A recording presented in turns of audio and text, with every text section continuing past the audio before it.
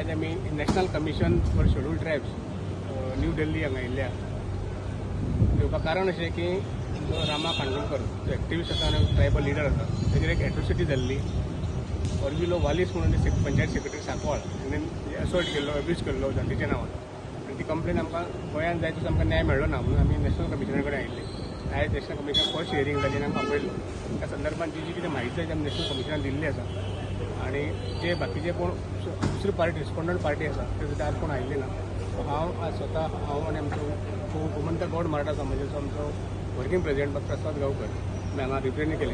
कोणाक आमचो रामा कांदोळकर जेचे अन्याय जालो अत्याचार जाल्लो तेचे खातीर आमी आज येवन आमी कमिशन ते member honourable member Shri Hussain हे कडेन आमी आमचे सगळे विशय मांडले आसा.